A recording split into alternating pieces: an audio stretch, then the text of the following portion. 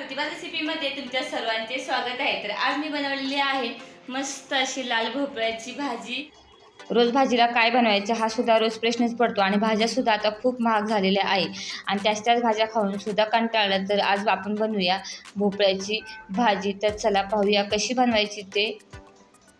तर भाजी बनवण्यासाठी हा मी लाल भोपळा घेतलेला आहे। तर हा आहे हिरवा, म्हणजे हा कच्चा आहे, याची सुद्धा भाजी बनवली जाते।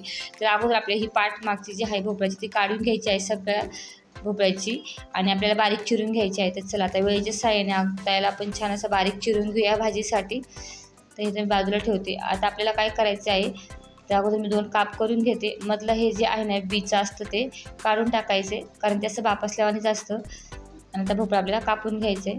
तर अगोदर आता मधलं आपण चिरून काढून टाकलेलं आहे आणि भोपळ्याची जी साल आहे ती ना अशी थोडीशी कडकच असते, त्यामुळे ती आपण काढून टाकणार आहे। आता हा ना तुम्हाला हिरवा दिसत असेल कारण हा पिकलेला नाही आहे, म्हणजे आता हा सीझनचा आहे। आता भोपळे येतात बघा गावाकडे आणि हा पिकला की याच्या पुऱ्यासुद्धा बनवल्या जातात। त्याला आता आमच्याकडे ह्या भोपळ्याला डांगरसुद्धा म्हणतात, म्हणजे हा आहे पंपकिन। त्याच्यात आपल्याला बनवायची आहे भाजी। तर लाल भोपळ्याच्या पुऱ्यासुद्धा कशा बनवायच्या याची रेसिपी आधी मी प्रतिभा रेसिपी यूट्यूब चॅनलला अपलोड केलेली आहे, त्याची लिंक मी डिस्क्रिप्शन बॉक्समध्ये देणार आहे। तर हे बघा, ते भोपळ्याची बागची साल आपण काढून घेऊया आणि मग आपण भोपळा जो आहे ना असा चिरून घेणार आहे। जसं आपण बटाटा चिरतो त्याचप्रमाणे आपण याच्या बारीक बारीक अशा फोडी करूया आणि भोपळा जो आहे भाजीसाठी चिरून घेऊया।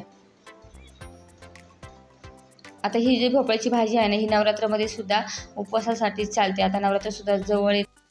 फक्त ही भाजी बनवताना आपण याच्यामध्ये लसूण वापरलेला आहे, तर तुम्ही लसूण फक्त वापरायचा नाही आहे। तर चला तर हा असा बारीक आपण काय करूया, चिरून घेऊया। तर हे बघा अशा पद्धतीने मी आता असं चिरून घेतलेलं आहे। अशा पद्धतीने आता मी हा सगळा जो आहे ना चिरून घेते, पाठीमागची साल काढून मधला बापूस काढून बारीक असा हा भोपळा मी चिरून घेते।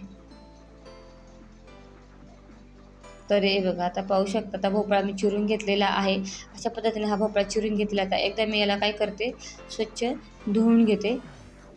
तर चला आता आपण भाजी बनवून घेऊया। कढई गरम झाली की त्याच्यामध्ये आपण टाकूया 1-4 चमचे तेल आणि तेल गरम झाले की मस्त आपण फोडणी देऊया।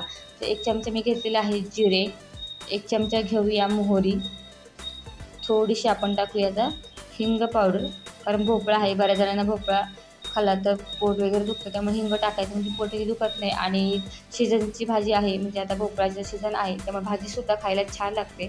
अर्धा चमचा हळद पावडर आणि हा चिरून स्वच्छ धुवून घेतलेला टाकूया आता आपण भोपळा, म्हणजे हा आहे पंपकिन। तर हे मिक्स करून घेऊया। एकदम साधी सोपी भाजी आहे आणि अगदी 10 मिनिटात तयार होते आणि खायला सुद्धा छान लागते। आणि हे मी मूठभर शेंगदाणे मी अर्धा तास पाण्यात भिजत ठेवले होते, ते टाकून घेऊया, कारण अख्खाले शेंगदाणे ना खायला छान लागतात भोपळ्याच्या भाजीमध्ये। चवीनुसार मीठ आणि आता हा भोपळा शिजताना याच्यामध्ये पाण्याचा वापर करायचा नाही आहे, कारण वाफेवर शिजतो आणि शिजताना काय होतं की भोपळ्याला पाणी सुटतं, म्हणून याच्यामध्ये आपल्याला पाणी घालावं लागत नाही आणि पटकन शिजतो, अगदी एका वाफेमध्ये पटकन शिजून तयार होतो। तर चला आता हे मिक्स करून घेतलेलं आहे। आपण याच्यावर 1-5 मिनटं झाकण ठेवूया आणि गॅस स्लो करूया। चला झाकण काढून पाहू शकता, हे बघा पाणी ऑटोमॅटिक सुटलेलं आहे। पाण्याचा वापर आपल्याला करावाच लागत नाही भाजीसाठी। मध्ये मध्ये आपल्याला असं मिक्स करून घ्यावं लागणार आहे, म्हणजे भोपळा जो आहे ना व्यवस्थित आपल्याला शिजवून घ्यायचा आहे। तर चला मी झाकण ठेवते आणि तोपर्यंत आपण काय करूया, भाजीसाठी वाटण काढूया। तर पाहू शकता आता भाजीसाठी मी काय केलं, 1-2 मूठभर शेंगदाणे भाजून साल काढून घेतलेले आहे, मिरची घेतलेली आहे आणि लसूण घेतलेला आहे। तर आपल्याला काय करायचं आहे, याचं वाटण करायचं आहे। तर थोडंसं पाणी घालून एकदम बारीक नाही करायचं, थोडंसं जाडसर त्याचं वाटण करून घ्यायचं आहे। तर पाहू शकता हे बघा असं जाडसर मी वाटण करून घेतलेलं आहे। हे बघा असं रवेदार, एकदम बारीक पीठ नाही करायचं, असं रवेदार असलं की भाजी खायला छान लागते। तर चला आता झाकण काढून पाहूया।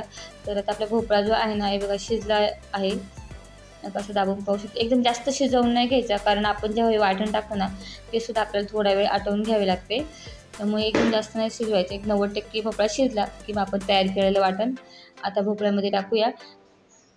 थोडंसं ते मिक्सरच्या भांड्यामध्ये मी पाणी टाकते आणि थोडीशी ही भाजी जी आहे ना आपण लपथपीत करणार आहे, म्हणजे थोडंसं एकदम किंचित असं रसा म्हणजे ओलसर ठेवायची, म्हणजे खायला ही भाजी जी आहे ती छान लागते। तर मिक्सरच्या भांड्यात मी धुवून घेतलेलं आहे, थोडंसं मी पाणी टाकते। हे बघा थोडीशी मी अशी ओलसरच केलेली आहे, कारण सुकी खाण्यापेक्षा ना आपण जर घरी असेल सुट्टीच्या दिवशी किंवा संध्याकाळच्या वेळी तर अशी थोडीशी थपथपीत भाजी खायला छान लागते. आता त्याला एक उकळी आली की काय करायचं आहे, आता मीडियम गॅस करून आपण त्याला एक 5 मिनिटासाठी आटवून घेऊया, कारण भोपळा पण झालेला आहे आणि वाटण पण शेंगदाण्याचं आहे, त्यामुळे जास्त वेळ लागणार नाही. फक्त 5 मिनिटं छान अशी स्लो गॅसवर आटवून घेऊया.